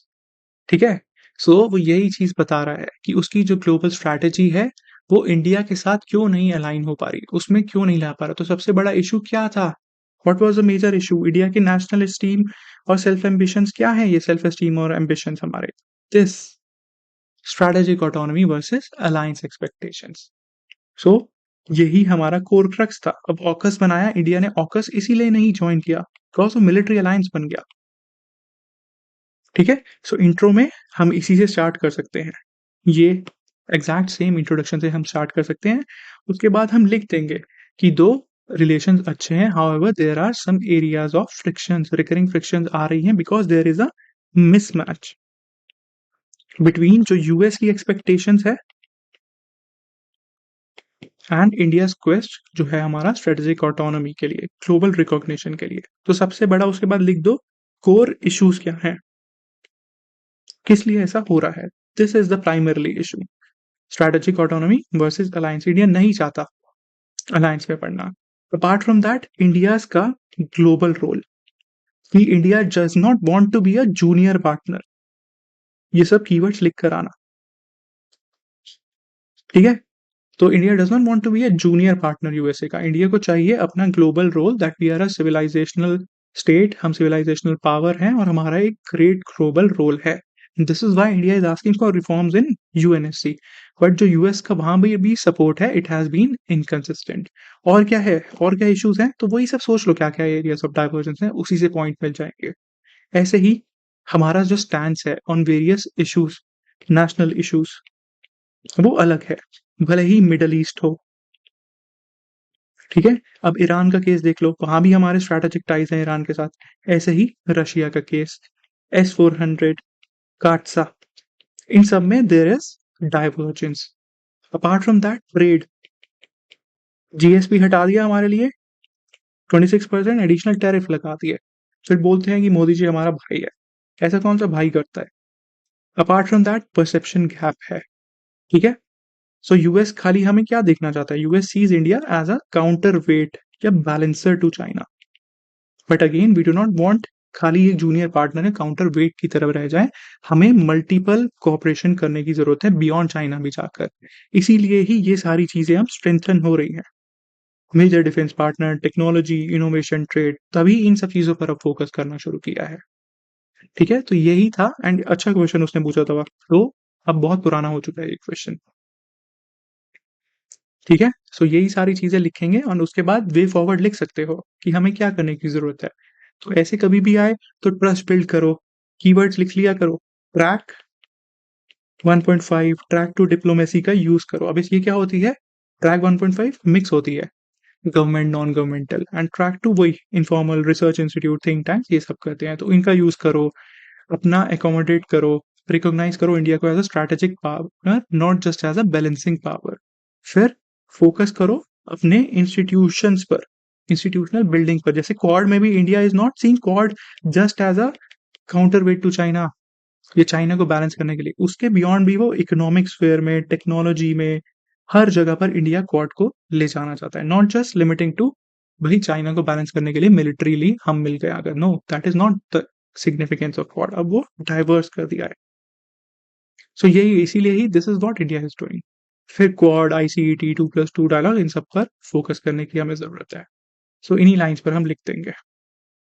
ठीक है, so यही हो जाएगा कि mutual red lines को respect करने की जरूरत है एंड दोनों अगर साथ में आए, we have to go beyond the transactional ties, और इंडिया के एस्पिरेशंस को, जो हमारी सिविलाइजेशनल आइडेंटिटी है, उसको भी स्ट्रेटेजिक ऑटोनॉमी को रिस्पेक्ट करना है। एंड अगर ये किया, so it can turn into a mega partnership for prosperity. So ऐसे इसका आंसर लिखना चाहिए वहां पर। फिर चलते हैं अब हमारे नेक्स्ट टॉपिक पर। This is India Japan relations. Now India Japan relations में कभी भी क्वेश्चन आएगा, हमेशा प्लीज यूज कौटिल्य। जीएस में भी हम यूज करेंगे कौटिल्य को। एंड जो प्रेजेंट फेज है इंडिया जापान रिलेशंस का, it is often said as cherry blossom phase. तो ये इंट्रोडक्शन में ही प्लीज लिख देना। सो कौटिल्य मंडल सिद्धांत से अगर देखें तो दुश्मन का दुश्मन क्या होता है? हमारा दोस्त। तो वही है, हमारे नेबर का नेबर इज अवर एलाई। तो चाइना का नेबर बगल में ही आता है उसके कॉन्सेंट्रिक सर्कल। अब वो सब डिटेल में थ्योरी में जाने की जरूरत नहीं है, but yes, if you go by the wisdom of Kautilya's mandal theory, Japan emerges as India's natural ally and the present state is known as cherry blossom phase. तो हमेशा इसी से ही इंट्रोड्यूस करना है अपना आंसर। ठीक है, keep this thing in mind. Now हमारा जो रिलेशंस है, they have been built on share democratic values, economic. अब देखो कितनी सारी कंट्रीज में हम ये यूज करते हैं, है ना? सो यही होता है, एक बार पढ़ लिया ना तुमने, यू विल सी कि भाई क्या रिपीटिशंस हैं, हर जगह तो सेम ही चीज हो रही है, बस स्पेसिफिक एग्जाम्पल चेंज होता है। तो यही है यार में, और कुछ भी नहीं है। सो शेयर्ड विजन है, डेमोक्रेटिक वैल्यूज हैं, दो डेमोक्रेसीज हैं, इंडिया ईयू ले लो, इंडिया यूके ले लो, हर जगह पर यही चीज लगेगी। सबके साथ हमारा पुराना रास्ता है मोदी जी का। सेंट्रल एशिया ले लो, हर जगह यही चीज है। तो share democratic values, economic interest and strong civilisational and cultural types. अब इसमें ये जरूर लिख कर आना जापान में कि we have strong civilisational and cultural ties, चाहे वो बोधि सेना हो, स्वामी विवेकानंद जी हो, या फिर होंडा और मारुति सुजुकी देख लो। सो प्लीज डू राइट ये अपना कल्चरल एंड सिविलाइजेशनल टाइज वाला। And there is a similarity, जो उनके 7 होली गॉड्स हैं उसका ओरिजिन भी कहते हैं कि हिंदुइज्म में ही है। फिर अभी ये नया जुमला आया था कि it is being reflected as sushi and spices, a fusion of distinct yet complementary elements contributing to an extraordinary partnership. अब इसको जीएस में लिखने की जरूरत नहीं है, there is no need to write this. Presently we also have a strategic partnership, जो special strategic अब क्या है वो याद रखने की जरूरत नहीं है, वो 3 वर्ड आगे कर देता है, वो रहती तो स्ट्रेटेजिक पार्टनरशिप ही है, कभी ग्लोबल कॉम्प्रिहेंसिव बन जाती है, कभी स्पेशल प्रिविलेज बन जाती है। So there is no need to remember सबकी। ठीक है, सो अब एरियाज ऑफ कॉपरेशन कहाँ कहाँ पर है? सबसे पहले याद करो कहाँ-कहाँ कोऑपरेट कर रहे हैं हम। तो वही पर्सपेक्टिव सोचो, डिफेंस में हो सकता है, जापान के साथ हमारा क्या है culture, commerce, cultural and civilisational है, तो पीपल टू पीपल और कल्चरल टाइज़ हमेशा रहेंगे ही रहेंगे। हर कंट्री के साथ इंडिया की ये तो रहते ही हैं। Cultural and people to people ties तो हमेशा लिखना। फिर इकोनॉमी, इंफ्रास्ट्रक्चर, कनेक्टिविटी अब चाहे बुलेट ट्रेन की बात हो, ठीक है? तो मोदी जी को ट्रेन से पुराना नाता है, नॉस्टैल्जिया हो जाता है ट्रेन के साथ, तो बुलेट ट्रेन लेकर आ रहे हैं, शिनकानसेन आ रही है, Mumbai Ahmedabad high speed trains. फिर दिल्ली मेट्रो में इन्वेस्ट किया, इंडस्ट्रियल कॉरिडोर्स, एक्ट ईस्ट में हमारा उनके साथ लिंक है। सो इसी पर्सपेक्टिव से हम लिखेंगे। फिर चाइना फैक्टर आ जाएगा, बैलेंस करेंगे चाइना को। बन गई मेरी dimensions, simple. So defence and security में क्या है? मालाबार है, इनके साथ भी 2+2 डायलॉग और हमने ये एग्रीमेंट साइन किया था एक्सा लॉजिस्टिक्स शेयरिंग के लिए। फिर मैरीटाइम सिक्योरिटी में we are cooperating Indian Ocean, South China Sea to secure the sea lanes of communication. फिर क्या कर रहे हैं? चाइना को बैलेंस कर रहे हैं क्वाड के थ्रू और एशिया अफ्रीका ग्रोथ कॉरिडोर के लिए। आगे भी बताऊंगा, ये बहुत इंपॉर्टेंट एग्जांपल है, लिख कर आना हमेशा इंडिया जापान में। That we are Asia Africa growth corridor as an alternative to China का बीआरआई। और फोकस कर रहे हैं किस पे? Supply chain resilient initiative. ये मिलकर बनाया था ऑस्ट्रेलिया के साथ, ऑस्ट्रेलिया, जापान, इंडिया ने। फिर इकोनॉमी एंड ट्रेड देख लो, अभी बायलेटरल ट्रेड कितनी है? 22। ये सबसे बड़ा इशू है, बहुत कम है बायलेटरल ट्रेड। इन्वेस्टमेंट कर रहा है वो, इंफ्रास्ट्रक्चर आ रही है। So keep this thing in mind कि अभी तक they have invested around $43 billion and वो फिफ्थ लार्जेस्ट इन्वेस्टर है in India. Just keep this thing in mind. Example लिख देना, सुजुकी, टोयोटा आती है। और सबसे इंपॉर्टेंट जो है वो है इंफ्रास्ट्रक्चर कनेक्टिविटी। सो इसमें क्या है? प्रोजेक्ट्स पे फोकस कर रहे हैं, जैसे Asia Africa growth corridor, China को काउंटर कर रहे हैं, India Japan act east forum है, हाई स्पीड रेल वो बना रहे हैं, और India is the largest recipient, one of the largest recipient of ODA. ODA अपने आंसर में इंडिया जापान में हमेशा लिखना है, बिकॉज इनकी ये ऑफिशियल डेवलपमेंट असिस्टेंस है, जो उनकी एजेंसी बनाई है उन्होंने जीका, इसके थ्रू इम्प्लीमेंट करवाते हैं वो। सो हमारे जो ये प्रोजेक्ट्स है ना, high speed train, Delhi metro, इन सबको यही इम्प्लीमेंट करवाता है, यही फंडिंग लाता है JICA. So official development assistance दी हुई है, उसके थ्रू, जीका के थ्रू फंडिंग आ रही है, and India is one of the largest recipient of official development assistance. फिर दिल्ली मेट्रो, इंडस्ट्रियल कॉरिडोर, ये सारी चीजें हैं। Apart from that north east development में भी उनका फोकस है। फिर टेक्नोलॉजी एंड इनोवेशन आ जाएगा, हर जगह लिख दो, cyber security, AI, green hydrogen, energy में कर रहे हैं। एनर्जी एंड एनवायरमेंट में क्लीन एनर्जी पर क्लीन एनर्जी पार्टनरशिप है, इंटरनेशनल सोलर अलायंस में वी आर कोऑपरेटिंग, एंड इनके साथ भी हमने सिविल न्यूक्लियर डील की थी। फिर people to people cultural exchanges हैं, एजुकेशन एंड डायस्पोरा है, और क्या था? सिस्टर सिटीज डेवलप करने के लिए बोला था कि सिस्टर सिटीज डेवलप करेंगे, कल्चरल एक्सचेंजेस करवाएंगे, इंफ्रास्ट्रक्चर भी बनाएंगे। जैसे वाराणसी को क्योटो बनाना था, तो पता नहीं वो क्योटो बनी या क्या बनी, बट इरादा अच्छा था। फिर सुशी खाएंगे? No, do not write this. फिर आता है हमारा global and regional cooperation last. Global regional में कहाँ कॉपरेट कर रहे हैं? सोचो, किसी भी कंट्री के पर्सपेक्टिव से सोचो, कहाँ कर रहे होंगे? G20 में कर रहे होंगे, यूएन में कर रहे होंगे, रीजनल में कहाँ कॉपरेट कर रहे हैं? सोचो, किसी भी कंट्री के पर्सपेक्टिव से सोचो, कहाँ कर रहे होंगे? G20 में कर रहे होंगे, यूएन में कर रहे होंगे, आसियान के साथ कर रहे होंगे। विजन सिमिलर है हमारा, FOIP, free open Indo Pacific, और यूएनएससी रिफॉर्म्स की बात कर रहे हैं विद G4। ये जापान के केस में इंपॉर्टेंट है। तो G4 में कौन कौन सी कंट्रीज आती हैं, पढ़ लेना एक बार। फिर जाक्सा के साथ स्पेस में और डिजास्टर मैनेजमेंट में भी कर रहे हैं विद जापान। तो ये और एरियाज ऑफ कॉपरेशन हो गए हमारे। एंड एरियाज ऑफ कंसर्न क्या है हमारे? सबसे बड़ा इशू है trade imbalance, it is very very less, $22 billion है, अंडर यूटिलाइज है। और जो प्रोजेक्ट हैं, इंफ्रास्ट्रक्चर प्रोजेक्ट्स हैं, वो इंडिया में आते ही 50 साल में बनते हैं, अगर जापान अगर बनाएगा फिर तो बन गए वो। सो वही इशू है, slow project implementation and red tapism. Bullet train 2022 तक बनानी थी, अभी तक उसका पुल भी नहीं बना। So land acquisition, coordination delays होते हैं। ऐसे ही जापान क्या है? स्ट्रांगली यूएस के साथ अलाइड है, और इंडिया क्या प्रेफर करता है? Strategic autonomy and multiple alignment. और इसमें एक चीज और ऐड कर देना कि हमने RCEP इसीलिए ज्वाइन नहीं किया, स्ट्रैटेजिक ऑटोनॉमी। अब ये देखो, यही तो स्ट्रैटेजिक ऑटोनॉमी है, जहां हमारा नेशनल इंटरेस्ट कहेगा भले ही मेरा कितना भी अच्छा दोस्त है जापान, बट आरसीईपी में I did not want to join because हमारे फार्मर्स, हमारी textile industries are not gonna benefit from that. इसीलिए we did not join it. और क्या है हमारा चाइना फैक्टर। जापान की डिपेंडेंस बहुत ज़्यादा है चाइना पर, इसीलिए वो हार्ड स्टैंड नहीं ले पाता कंटेन करने के लिए चाइना को, बिकॉज़ यही है कॉम्प्लेक्स इंटरडिपेंडेंस। अंडरस्टूड? तो ये सारे हमारे एरियाज़ ऑफ कोऑपरेशन और ये हो गए basic areas of concerns. Now conclusion में बस लिख देना कि एज अ जियोपॉलिटिकल लैंडस्केप, अब ये सब बढ़िया बढ़िया कीवर्ड्स लैंग्वेज लिख कर आना अपने आंसर्स में। So as a geopolitical landscape continues to evolve, Japan and India's partnership will remain a critical pillar of regional. अब ये देखो, तुम किसी के लिए भी यही सेम चीज लिख सकते हो, as geopolitical landscape continues to evolve. अब यहाँ पर जापान इंडिया लिखना है, इंडिया ईयू लिखना है, जो लिखना है लिख दो ना यहाँ पर, हु इज स्टॉपिंग यू। सो जिसमें भी इंडिया के साथ अच्छे टाइज दिखाने लिख दो कि as the geopolitical landscape continues to evolve, Japan and India's partnership will remain a critical pillar of regional stability and rule based international order. ये इंडिया ईयू में भी चल जाएगा, इंडिया आसियान में भी कुछ एक्सटेंट तक चल सकता है, बहुत सारी जगह पर ये सिमिलर चीज यूज होगी। फिर इंडिया जापान का कंक्लूजन हमेशा इससे करना, a strong India is in best interest of Japan and a strong Japan is in best interest of India.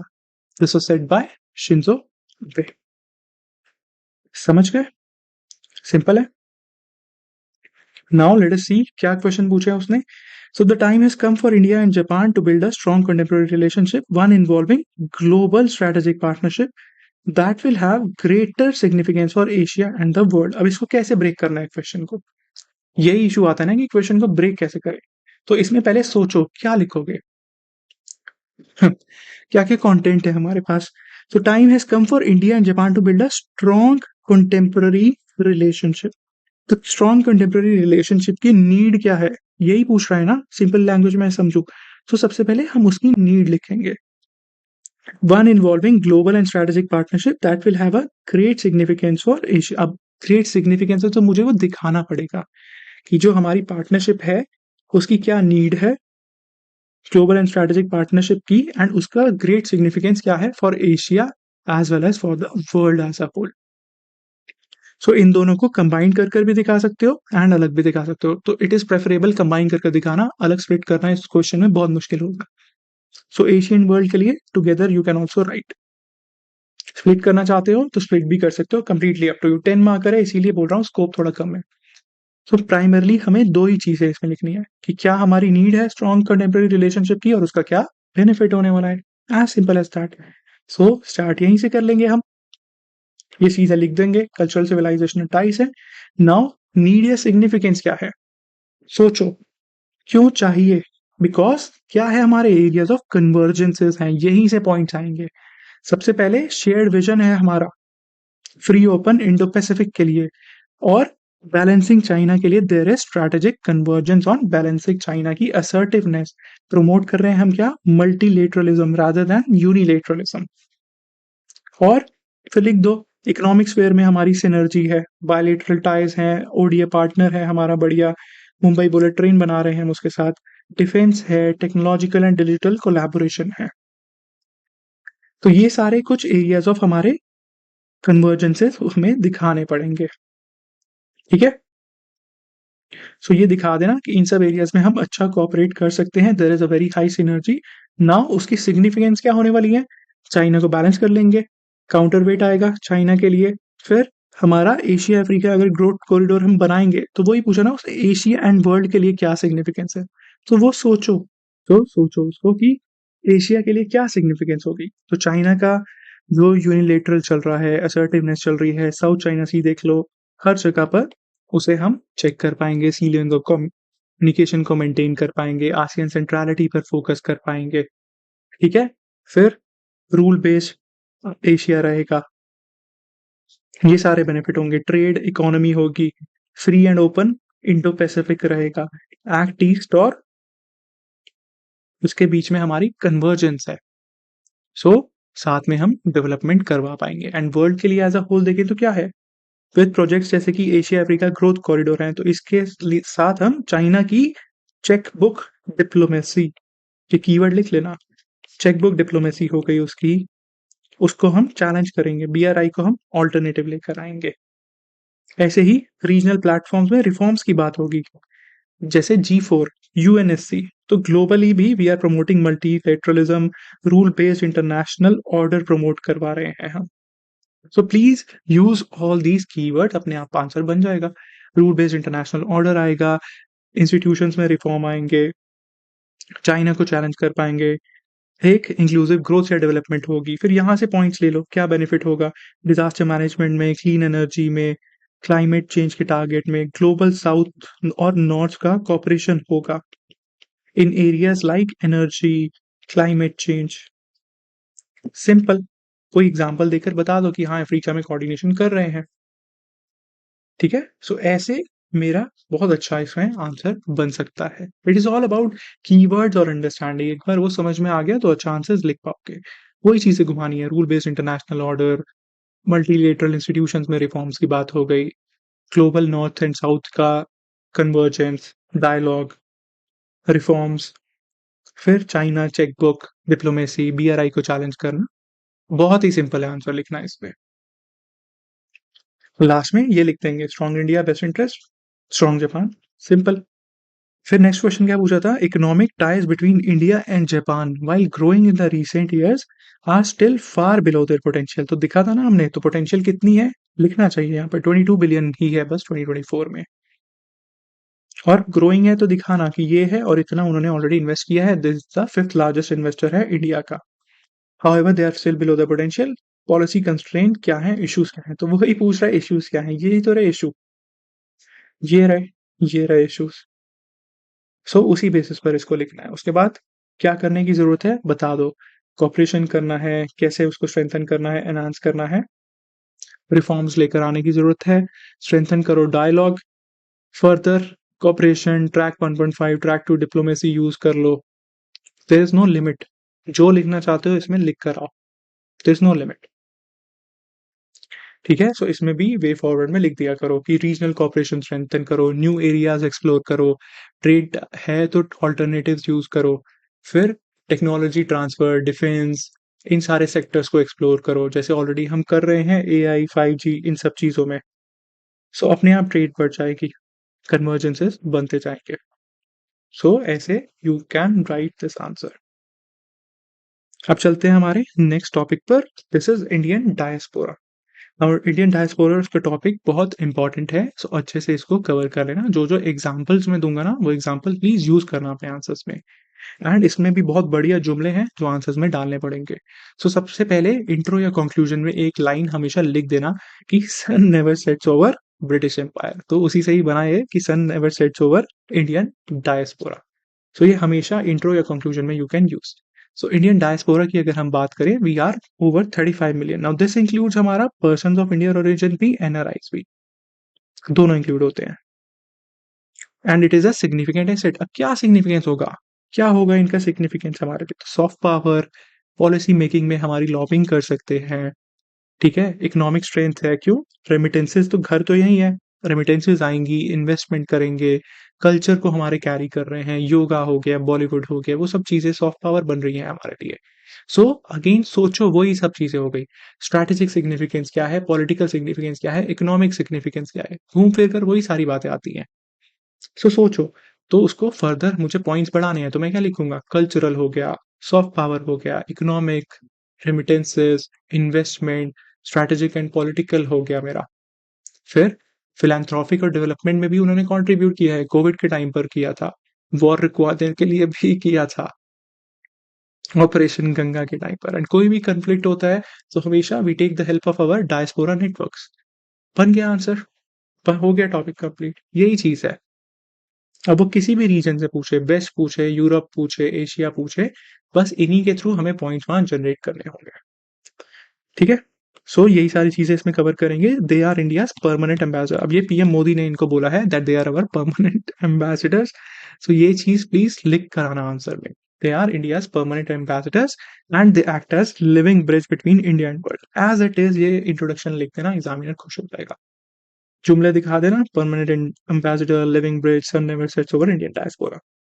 अब कितने सारे रीजन्स में you all know, Middle East, US, UK, हर जगह तो इंडियन है। कनाडा में सड़कों पर घूम रहे हैं, यूके में घूम रहे हैं, यूएस में घूम रहे हैं, Australia, New Zealand, south east Asia, Bangladesh, हर जगह पर है, Gulf, middle east, we are everywhere. So yes, we are everywhere. And क्या रोल प्ले करता है? स्ट्रैटेजिक एसेट है ये हमारे लिए।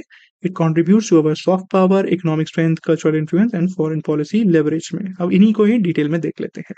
सो कुछ जो एग्जांपल्स हैं, बिकॉज़ अब ये स्पेसिफिक जनरल पॉइंट्स तो आ गए, अब आंसर को मुझे अपना स्पेसिफिक बनाना है, तो मेरे पास कुछ अच्छे एग्जांपल्स और स्पेसिफिक पॉइंट्स होने चाहिए, वो हम लिखेंगे इसमें। सो सबसे पहले क्या आता है? इकोनॉमिक कंट्रीब्यूशंस लिख कर आ जाना कि इकोनॉमिक स्फीयर में देखें तो रेमिटेंसेस, अब ऐसे ही वहां पर एक के 3 पॉइंट जनरेट होंगे, ठीक है? सो लिख देना रेमिटेंसेस आते हैं, अराउंड 129 है, मैंने 120 लिखा है ताकि इजीली याद रह पाए, तो कर लेना। Around 120 billion dollar in remittances हमने रिसीव किया है, and this is the highest remittances received. अब फिर लिख दो, केरला से जाते हैं, पंजाब से जाते हैं, आंध्र से जाते हैं, they are significantly supported by diaspora remittances. फिर वो जाएगा, वो आएगा वापस घर में, इन्वेस्ट करेगा अपने। सो स्टार्टअप्स, रियल एस्टेट, इंफ्रास्ट्रक्चर, सब जगह इन्वेस्ट करते हैं, एफडीआई आती है उनसे। अब इसमें कोई स्पेसिफिक एग्जांपल देना है ना, कि वहाँ के सिलिकॉन वैली के स्टार्टअप्स या इंडियंस डायस्पोरा इंडिया में इन्वेस्ट करें, तो उसमें हमेशा एक नाम है, विनोद खोसला। इनका नाम पता ही होगा, वेंचर कैपिटलिस्ट है।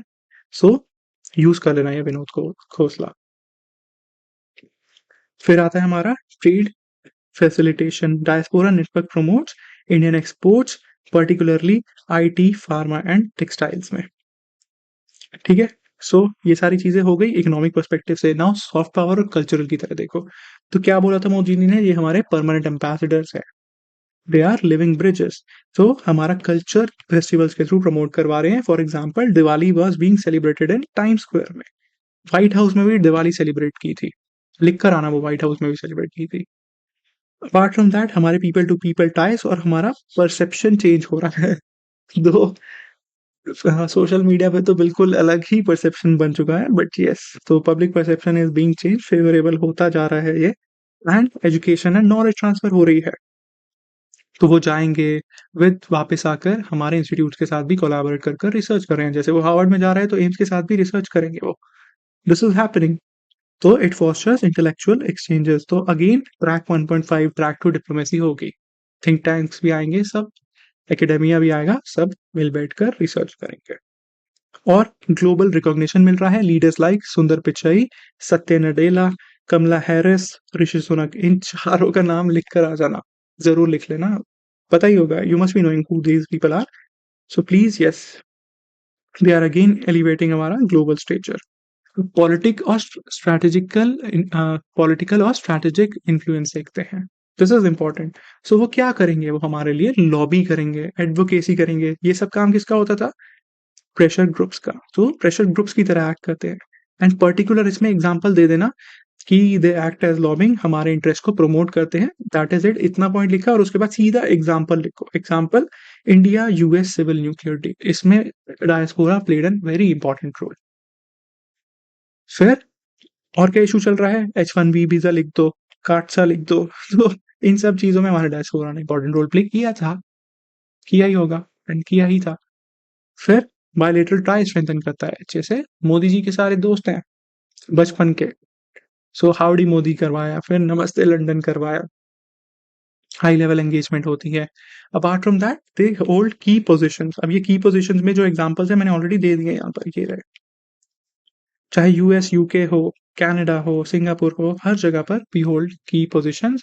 और क्या हेल्प होती है हमारी? काउंटर इंडिया नैरेटिव्स जो बनाए हुए हैं खालिस्तानियों ने, सीएए से रिलेटेड, कश्मीर से रिलेटेड, ह्यूमन राइट्स वायलेशंस के थ्रू, उन सबको हम चैलेंज करते हैं और इंडिया का ग्लोबल नैरेटिव प्रमोट करते हैं।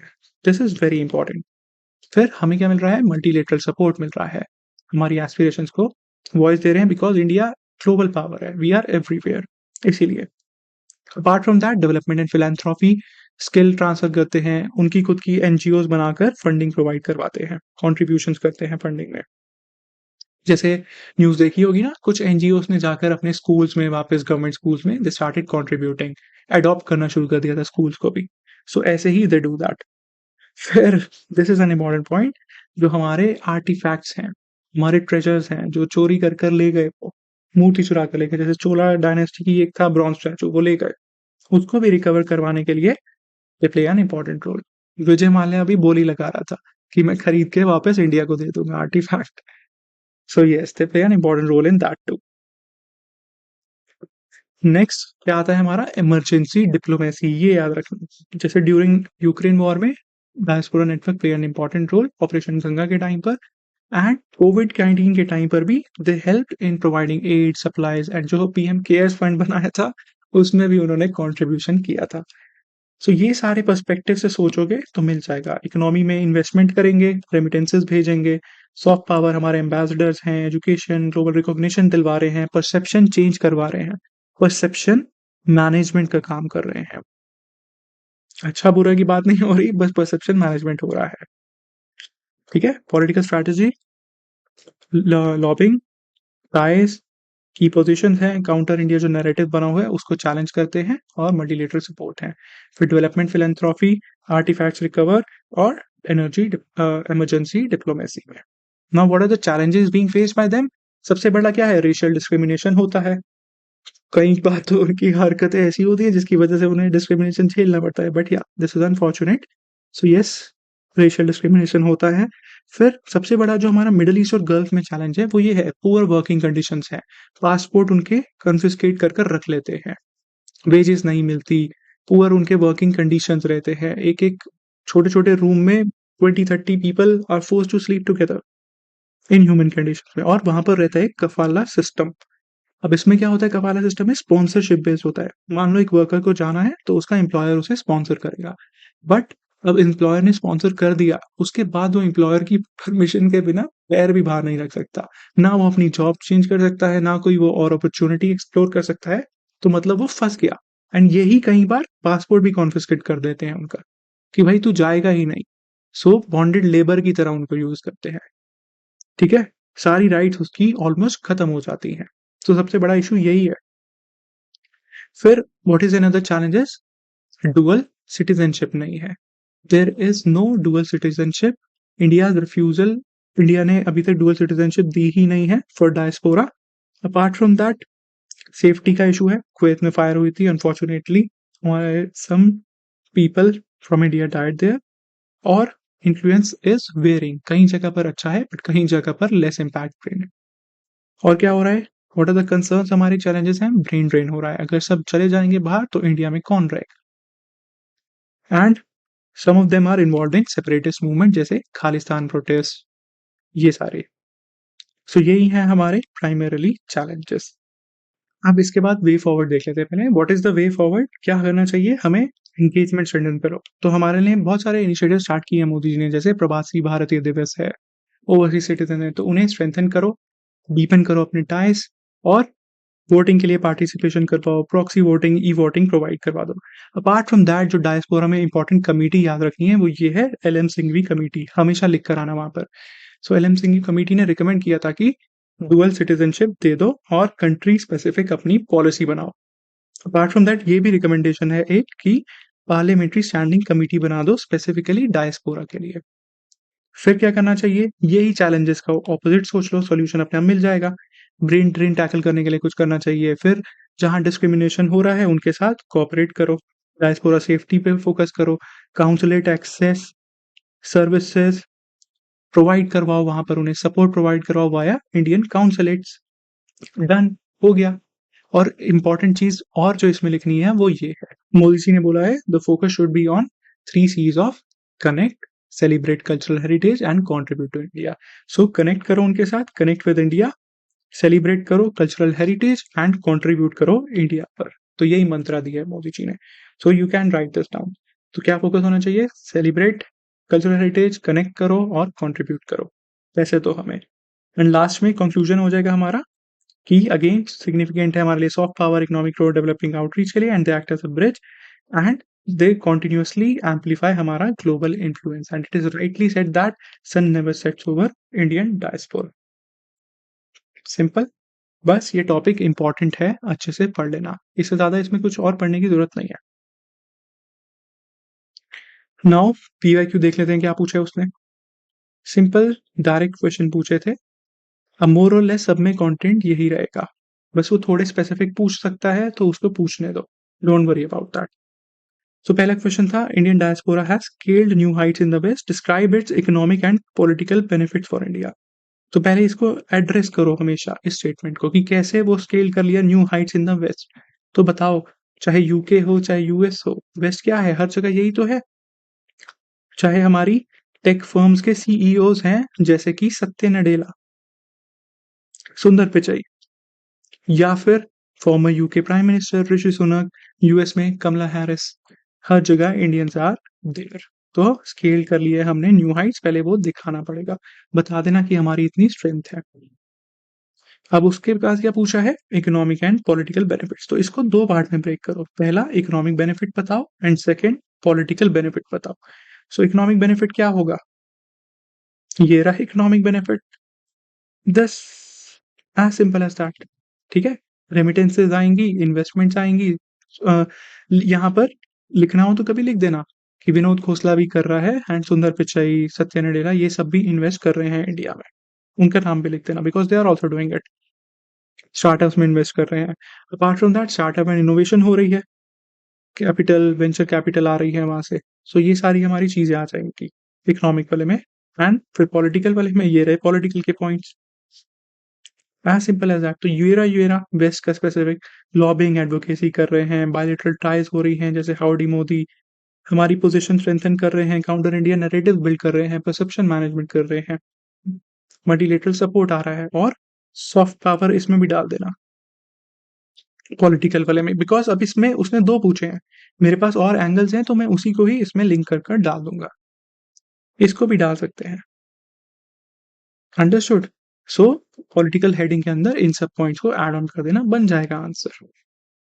अल्टीमेटली फिर लिख देना कि हमें ये करने की जरूरत है, मोदी जी ने बोला था इस पे फर्दर हमें फोकस करना है, ऐसे ये डॉक्ट्रिन है हमारी, और ये रहा मेरा कंक्लूजन। ठीक है, सिंपल डायरेक्ट क्वेश्चन।